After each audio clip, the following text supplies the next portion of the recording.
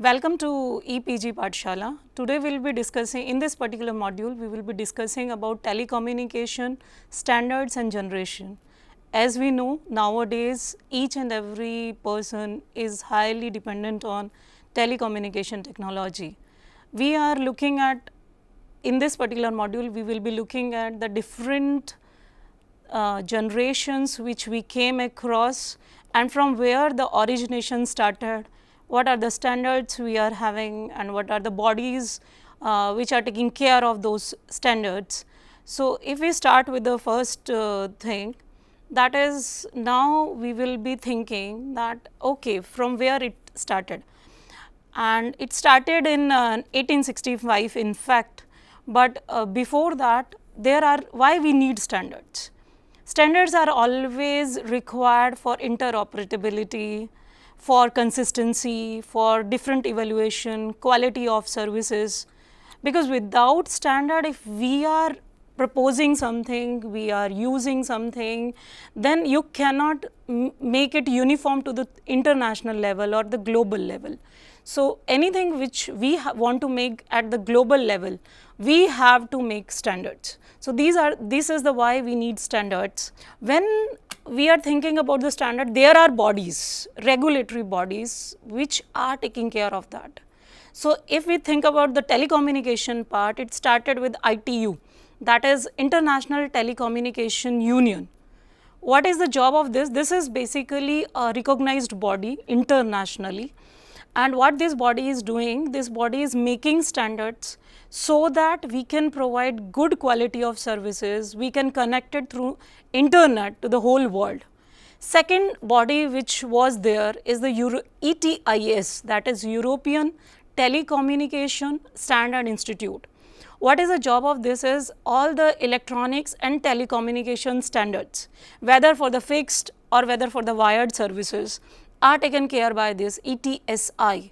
Other than that, there are some voluntary organization like 3GPP and 3GGP. That means what these organizations, they are a voluntary organization which are supporting the third generations partnership projects. So, all these organizations, the main motive is to internationally connect the users, to provide the standards which enables the consistency in the evaluations. So, these are the main requirement of this. If we talk about the interconnection, the starting level, from where it has been started. This has been started, if we talk about the history, it has been started in 1865 with telegraphy in Paris, and then ITU became the United Nations organized thing in 1947. So, earlier this ITU was not International Telecommunication Union. Basically, it was International Telegraphy Union, because 1865 telegraphy was originated. After that, what happened, slowly and steadily, different versions have came, radio telegraphy came, then wireless telegraphy came, then combination of these two will be coming in 1932. So, different levels has been taken place. In 1947, US said that okay, now ITU, the name was International Telecommunication Union, which is recognized by the United Nations. Once in 1947 it came into picture.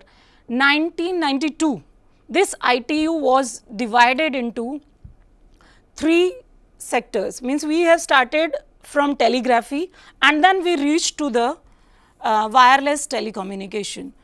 So, if we talk about this ITU, three sectors, in 1992, basically what they thought, that when we are taking International Telecommunication Union, it was difficult to taking care of all the areas, because satellite communication, then communication technology, they were at their height of evaluation. So, they have divided those into three sectors. One is ITU T, one is ITU R, and one is ITU T. So, what these basically three sectors are doing, One is taking care of radio transmissions. All the radio transmissions is taken care by ITU-R. Then what is the job of ITU-T? All the standards are maintained by the ITU-T. And then the third sector, which is all the development of the new products, is taken care by ITU-D. So when we talk about the first one, that is ITU-R, in that case it is taking care of the spectrum management, radio wave propagation, fixed satellite services, broadcasting services, sign services, mobile services and fixed services. All these services are taken care by ITU-R. Means all the radio transmission or the satellite communication which we are requiring for communicating, that is taken care by ITU-R. Now we talk about the what is the job of ITU-T. All the standardization is done by ITR-T. All the operational aspects, whether it is tariff, accounting, billing system, then integrated broadband, signaling and protocol, how the transportation will be taking place, then all the multimedia services, and then how the network is using the data and what type of softwares are available, what type of software protocols which we are require for doing the communication. That is basically used by ITR-T, taking care by ITR-T, that is the division of International Telecommunication Union. Now when we are talking about this, now we will start with the generation in telecommunication. So if we talk about the generation, now everybody knows, right now many of us are using 4G. But basically from where it has been originated, it starts from 0G. Then it came 1G, 2G, 3G, 4G, 5G and 5G. Still we are working on the 5G. So if we start with the 0G, what the 0G was, basically it is pre-cellular mobile telephone technology which was developed and it was used in 1970s. Mainly it is mounted on the car and truck, and the model was like more briefcase model, and it was used mainly initially in 1971 and 72 by Finland and Germany. So these are where the origination of telecommunication generation started. When we talk about, but most of us are more familiar with 1G, 2G, 3G, 4G and 5G. So now I will talk about the what is basically is the 1G, from where we have started actually. When we talk about the 1G, it was introduced in 1980s.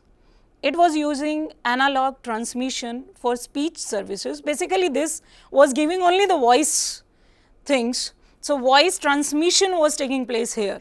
No image, nothing was taking place in 1G. And the circuit oriented communication basically uses uplink and downlink for transmission. So if we talk about the uplink used by 1G is 825 megahertz to 845 megahertz, and if we talk about the downlink, it is 870 megahertz to 890 megahertz. This was where the 1G started. It was started in 1980s. So in 1980 actually the revolution started. Though 0G is also the same thing in 1970s, but 1G actually giving us that now you can use voice on the cellular telephony. And then comes to the 2G. It was introduced in 1990. It uses basically TDMA and CDMA. It supported international roaming. 1G was not supporting at all any international services. But this 2G when came into picture, the main motive behind this, we want to connect internationally. So when we want to connect internationally, we require certain standard for that, and the second generation was supporting that standard. So the features of 2G are, one thing here in 2G, SMS and emails became the part of our life. Then phone lasts much longer between charges, and low powered radio signals required. So loss of battery power is there. Low power emission help to address health concerns, and the standard which is used for this 2G was GSM 900 standards, and here the uplink is 890 megahertz to 915 megahertz. That means it is far better than 1G, and downlink was 935 megahertz to 960 megahertz. Now, once the 2G was introduced, many of the people still uses 2G. Here we are more concerned that with voice, text is also started communicating. We are communicating text messages. Now, when we are communicating text messages, the next thing that came into picture was that we should have certain generation which supports videos, images, because here the limitation is very much there. So then we came up with the 3G, that is the third generation in telecommunication. So what basically the 3G is? 3G is basically WCDMA, which is evolved from GSM. In Europe, it is called UMTS, that is Universal Mobile Telecommunication System. Basically, this 3G is having higher network capacity and it supports international automatic roaming. That means whatever the main limitations which we were having in 2G, that was overcome by 3G, because now we are using WCDMA, which is wider band, the network speed is more, the capacity is more. So, we are getting more and more services in 3G as compared to 2G, and many places we are using right now also we are using 3G services or third generation services. Now, what are the features of 3G? It is carry the minimum forward channel bandwidth of 5 megahertz, broadband wireless data, and it uses smart antennas. It supports multimedia services, almost all multimedia services are supported by this, and web connection is at 2 Mbps, and it always support high speed packet data access. So, here in 3G what we found, we get internet, we get phone, we get multimedia. So, we can say 3G is a 3-in-1 technology where we are having internet with us, which supporting all the multimedia files, multimedia features that is supported here, and we are having good phone connections. We can say good network in our phone by using these. So, mobile devices which are using 3G, they are capable of transmission of better data because network capacity is higher as compared to the previous 2G technology. Then the next revolution came in again the next generation came, that was 4G. So, if we talk about the 4G, 4G is basically an IP based integrated system. Most of nowadays we are using mobile TV, HD TV streaming, video calls we are doing, then we are also using many internet access services at different levels. Different type of games are available on the net which are supported by 4G. Earlier that type of streaming was not available, but if you are using 4G, that streaming is available. So, 4G is again whatever limitations we were having in 3G, that is overcome in the 4G. And the fourth generation, basically they are having right now the highest features which we can say, and some of the features of 4G are good connectivity, wireless and wireline, then interoperability is there, and data rates is very higher as compared to any other generation, that is 100 Mbps and even more than that. This will provide the interactive multimedia, streaming video, internet, because now the connectivity is higher than as compared to the previous generations. High speed, high capacity, low cost per bit, and international roaming, which we already started from 2G and now it is continuing in 4G also, and the spectral efficiency is higher, and scheduling, that means the time you are improved scheduling which 4G is providing to you. So, once we are right now most of us are using 4G. So, 4G is actually enhanced our life like anything. On mobile we can see TV, we can watch videos, what we can transmit the videos, even the streaming is, the speed is higher, and it is completely IP based services. So, we are getting everything very faster.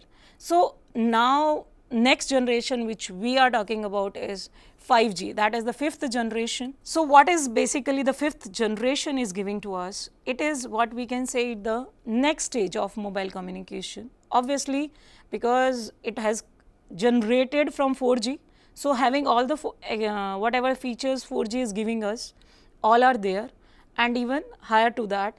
And the speed which we are expecting from 5G, we are expecting because it's still the revolution and the innovation is going on in the 5G sector, is 1 Gbps, and the ETSI is still working. The European Telecommunication Standard Institute is working on the 5G standards. So once the standards are out, then we are going to have very good features in 5G because the speed is higher, the streaming is higher. So whatever features we are expecting from the telecommunication industry, that will be carried by the 5G. And 5G, there are some features are, the most important part of 5G is whatever mobile devices which we are wearing, they are supported by AI, that is artificial intelligence. So that is again enhancing our capabilities. Then it is following, obviously international standards are there, ETSI is already working on that, and then we can assume that there will be computing everywhere, and the speed is very high, 1 Gbps, which is the best one I can say, and the best quality of services we can expect, because 4G is also giving good services. So what we can expect, 5G is far better services as compared to 4G. And whenever we are uploading anything or downloading anything, the speed will be higher and the streaming will be higher, videos, messages, internet, everything whatever we are getting right now, that is going to have the higher capacity. So now we have gone through that, what we have started from 0G, and then we have goes up to 5G. As we know, the 5G still is the next generation. Innovations are going on, standards are going on, devices we are working on. So once that is out, that means that is a miracle. We are going to have the good speed, video streaming, internet, all the requirement of our mobile devices will be taken care by the 5G standards. Now I want to talk about the comparisons between all the generation. So what this table is indicating is from 1G to 5G, what we have came up. Already I have discussed with you that the starting point is 0G, which was in 1970. Then only we came to know that yes, we can go ahead with a different generation. So first generation innovation started in 1970 and deployment took place in 1984. 2G innovation started in 1980, while the implementation was taken care in the 1999. 3G started in 1990 and deployment in 2002. 4G 2000, the innovation started and implemented in 2010, and 5G already innovation started. We know what features we want from 5G, and we are hoping that will be implemented by 2020. You can see in this particular table, you can see the data bandwidth. Started from 1G, it is 2 kbps, and then right now we are talking about the 1 Gbps. So you can see the revolution that has taken place in the bandwidth itself. And technology, 1G was working with the analog cellular technology. Well, right now we are talking about 5G, which is having all the 4G, that is unified IP plus WWWW. And when we talk about the multiplexing, 1G was using FDMA, while 2G was using TDMA and CDMA, and third generation was using CDMA, fourth generation right now using CDMA, and even 5G is also going to use the CDMA. When we talk about the switching, so different type of switching, as we know, circuit and packet switching we are having. So switching, 1G is taking care as circuit switching, based on circuit switching, 5G is using packet switching. So if we see the different generations from 1G to 5G, we can say that right now if we talk about 4G, right now as we are using 4G, so that is basically the unified IP based technology or the based generation. So right now the streaming and all features on internet which we are getting is of 4G. Now we are moving towards the 5G. This table is giving you the clear picture that how we are ahead right now in 5G, how we are going to use the 5G and what type of features we are going to get in the 5G. And now the next is comparison continue, that internet services. In 1G there was no internet, 2G was narrowband, 3G was broadband, 4G is ultra broadband, and 5G is again 4G, all the features of 4G. So, internet services ultra broadband only. And the application area, if we are talking about 1G, we were having only voice call, while 2G was supporting SMS and MMS, while 3G is supporting mobile TV and GPS, while 4G is supporting the wearable devices, and 5G is wearable devices with artificial intelligence. And there are obviously every technology has certain advantages and disadvantages. Here also we are having the same thing, that we are having certain advantages, we are having certain disadvantages of each and every generation, because technology is increasing, that means complexity is increasing. So, if we talk about the hardware part, that means obviously the hardware part is becoming more and more complex. So, if we see that advantages, 1G is basically a simple network, 2G is supporting MMS, SMS features, 3G is giving high security, international roaming, while 4G is having a good advantage, that global mobility and high speed. 5G is high security and we can say best quality of services we are expecting from it. And what are the disadvantages we are having in 1G? Limited capacity, large phone size, and if we remember the phone previously we were using, they are the huge sets we were using. 2G was low network range, while 3G is more power consumptions, low network coverage. 4G is obviously hard to implement, and the disadvantage of 5G is complicated hardware is required. So, if we see that generation wise, there are each and every generation has certain pros and certain cons. So, what we can see is in this table that we are having pros and cons of each and every technology. So, if I talk about the whole generation, standardization, I come up with a summary of this particular module. So, in end of this I can switch to the summary, that is standards are mandatory for any industry. As we know, standards are always required, and ITU, that is International Telecommunication Union, is the widely recognized body of the telecom industry. Three major sectors, that radio transmission, that is R, standardization, that is T, and development, that is D. And what we can say in the generation, 1G was supporting only voice call, while right now we are using 4G, which is supporting video on internet networking, all the capabilities and all that it is giving.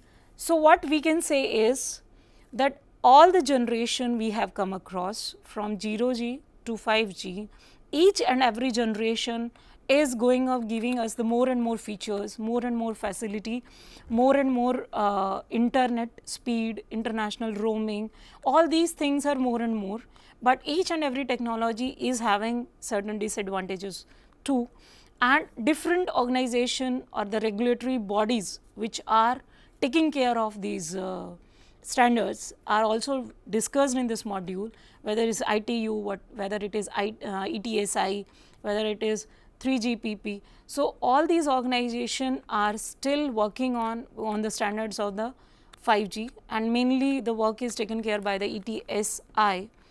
So, this is all about this particular module, and you learn from this module is why we need standard, what are the bodies for the standardization, how ITU came into picture and how it becomes the recognized body for maintaining the standards, and then we came across different generation, and also we have discussed the comparison between all the generation.